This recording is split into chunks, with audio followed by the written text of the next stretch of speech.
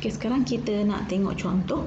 Okey, sebiji buah kelapa, okey, berjisim 2 kg, okey, berjisim 2 kg, okey, berjisim 2 kg, jadi ini adalah M. Okey, jisim 2 kg sedang jatuh dengan pecutan 9 meter per saat kuasa 2, jadi ini adalah A. Okey, lakarkan gambar raja bebas, gambar raja jasad bebas bagi buah kelapa itu. Okey, B, hitungkan daya paduan yang bertindak, nyatakan arah daya paduan, magnitud udara, rintangan udara. Okey, jadi untuk buah kelapa, jadi kalau kamu nak lukis boleh lukis, tak ada masalah. Okey, kalau tak nak lukis macam biasa, saya kata boleh buat bentuk 4 segi ataupun kamu buat bentuk bulatan, tak ada masalah. Jadi ini katakan buah kelapa.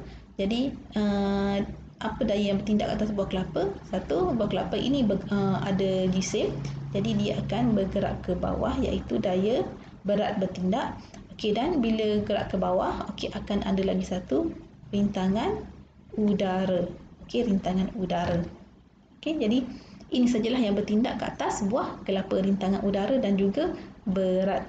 Okey, kalau kamu lukis gambar raja macam ni, kamu kena nyatakanlah R itu apa. Kalau dalam exam, R sama dengan apa, W sama dengan apa.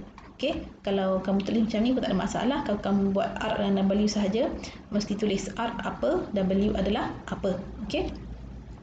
Soalan yang kedua, okey, hitung daya paduan yang bertindak ke atas buah kelapa. Disuruh hitung daya paduan yang bertindak. Okey, sekarang ni kamu kena ingat arah pergerakan buah kelapa. Jadi buah kelapa itu jatuh ke bawah, bergerak ke bawah ataupun pada arah W. Okey. Jadi ini formula basic yang kita tahu, F sama dengan MA. Okey. Saya nak kira lagi, saya tak suka kira dulu. Okey. Tidak apa, kira teruslah. Okey. Jadi formula, okey, F sama dengan MA. Jadi kita gantikan sahaja. Okey, M berapa? Dia dah bagi 2. Okey, 2 dan pecutan adalah 9. Jadi F sama dengan 18.0 Newton pada arah W. Okey, pada arah W ataupun arah ke bawah. Okey, terus saja kira F sama dengan MA, sebab dia di sini kenapa saya guna formula ni, sebab M kita ada, A kita juga ada. Jadi tak perlu nak guna F sama dengan W tolak R, tak perlu guna. Kenapa? Sebab kita dah ada maklumat M dan juga A. Okey, tak perlu guna formula ni. Okey, seterusnya ditanya arah. Jadi arah buah kelapa memencuk ke bawah, jadi arah daya paduan adalah ke bawah, sebab dia ikut arah W. Okey, seterusnya soalan apa? Soalan seterusnya adalah magnitud daya rintangan udara. Dia minta kamu cari R sama dengan berapa. Jadi ini sekarang baru kita nak guna formula yang ini. Okey, untuk soalan seterusnya. Jadi untuk soalan seterusnya, okey, kita dah ada nilai F tadi. F sama dengan 18 tadi. Okey, 18 Newton kita dah kira. Jadi kita masukkan okey formula yang ini. Okey, formula ni F sama dengan W tolak R. Okey, jadi F ini ganti dengan 18 sebab kita dah kira pada soalan B tadi. Okey, W pula jisimnya adalah W adalah W sama dengan mg. Okey, di bawah sini ada. Okey, W sama dengan mg. Jadi M2, G ada 9.81, gantikan, kita dapat 19.62. Jadi gantikan 19.62 tolak dengan R. R ini yang kita nak cari. Jadi R pindah ke hadapan. Okey, 18 pula pindah ke sana. Okey, jadi negatif jadi positif. Ini positif jadi negatif. Jadi kita dapat 1.62 Newton bagi nilai R. Okey. Okey, contoh yang kedua. Okey, contoh yang kedua. Okey, berjisim 60 kg. Jadi M sama dengan 60. Gambar jasad bebas. Jadi jasad bebas kita ada, sebab orang ini berat, jadi W ke bawah dan dia berdiri pada permukaan, jadi akan ada R ke atas. Jadi itulah gambar raja bebas. Okey, dah beritahu simbol, guna kata simbol W untuk awake dan simbol R untuk tindak balas. Jadi tak perlulah kamu tulis W sama dengan apa ni, tak payah. Okey, sebab dia dah nyatakan di sini. Okey. Hitung magnitude R. Okey, disuruh kamu cari R berapa sekiranya dalam keadaan pegon bergerak ke atas dengan pecutan 1.2, bergerak dengan laju seragam. Okey, lihat satu. Okey. Kita sudah lukis tadi. Jadi untuk daya paduan yang pertama dia kata pegon. Okey, untuk yang pertama ini dia kata pegon. Jadi bila pegon, bila pegon V sama dengan kosong, A sama dengan kosong, jadi F juga sama dengan kosong. Okey, jadi untuk soalan ini, dalam kes ini kita tahu bahawa dia bergerak belum tahu lagi bergerak ke arah mana. Jadi kita ada W dengan R sahaja. Okey. Untuk buat formula, kita kena tahu arah dia bergerak. Jadi sekarang ni dia tak bergerak. Jadi bila tak bergerak,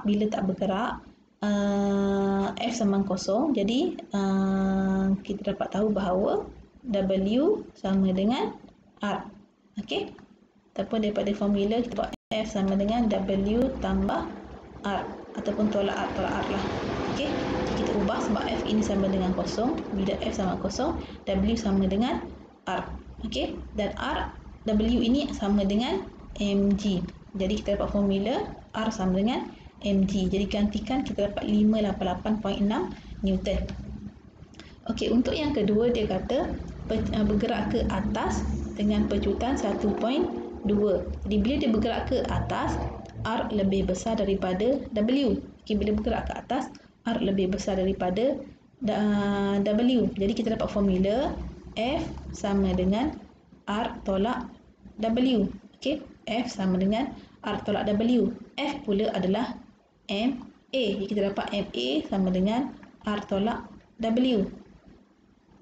Okey, jadi di sini kita dapat R tolak W sama dengan MA, ubah tempat. Okey, kemudian M adalah 60, A 1.2. Okey, tambah dengan yang ini. Okey, kita dapat R sama dengan 660.6 Newton. Okey, boleh. Untuk yang ketiga dia kata laju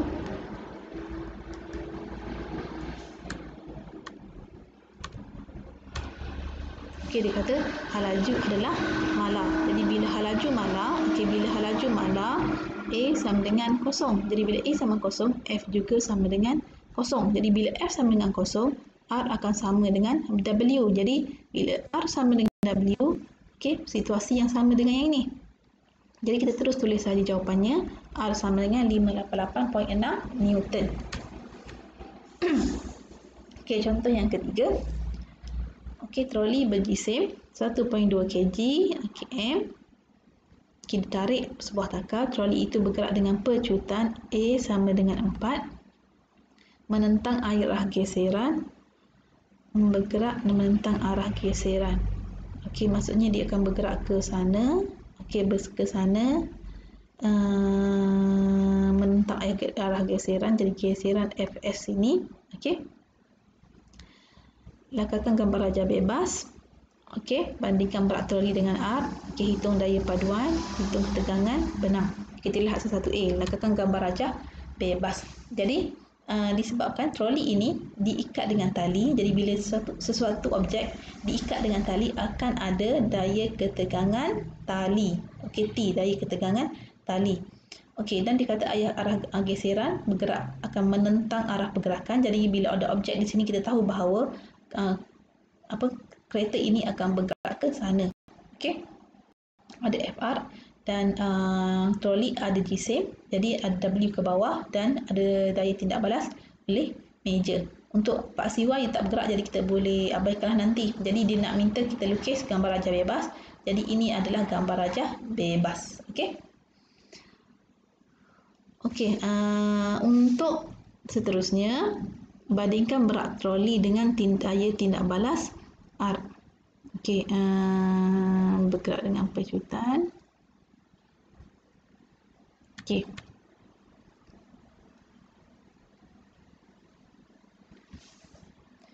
Berat troli dengan ditanya bandingkan berat troli dengan tindak balas normal. Jadi disebabkan tak ada pergerakan pada paksi Y, jadi kita tahu bahawa W sama dengan R. Sebabkan tak ada pergerakan pada paksi Y.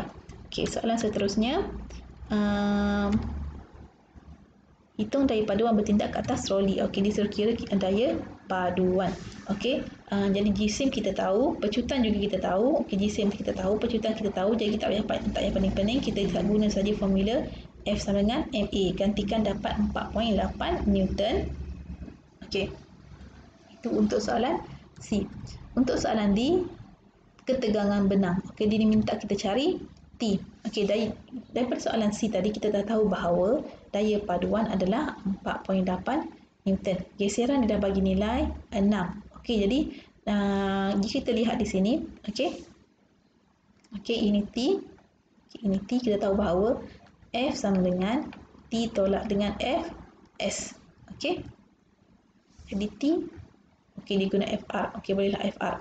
Okey, T tolak dengan geseran. Okey, T tolak dengan geseran. Jadi kita nak cari T. Jadi kalau kita ubah formula, kita dapat T sama dengan F tambah dengan R. F kita dah kira sini. Jadi gantikan dengan 4.8. Okey, geseran juga diberi 6. Jadi gantikan dan kita tambah dapat 10.8 Newton.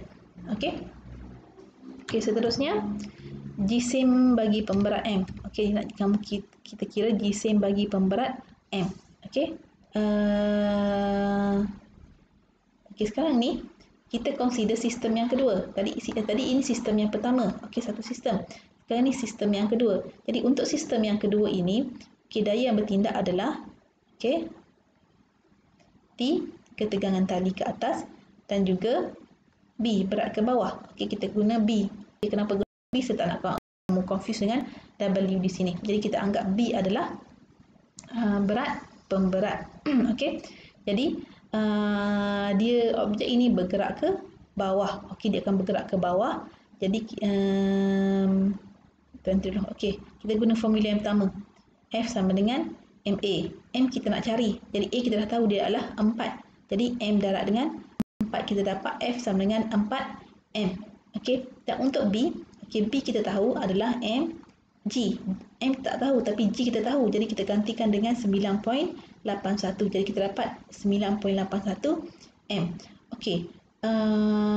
Pemberat ini bergerak ke bawah. Jadi kita tahu bahawa F sama dengan F sama dengan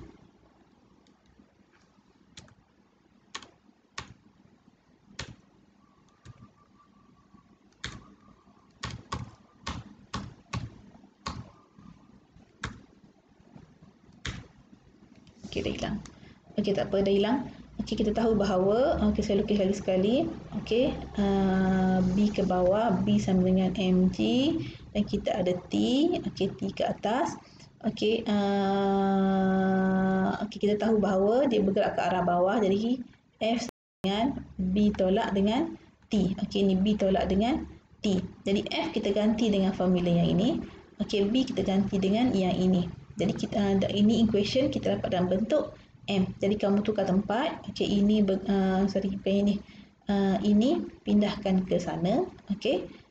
Kamu akan dapat 5.81. Ini dah 10.8. Jadi M kamu dapat 1.86 kg. Jadi jisim pemberat adalah 1.86 kg. Okey, boleh? Kalau nak tanya boleh tanya dalam grup Telegram nanti. Okey, itu saja.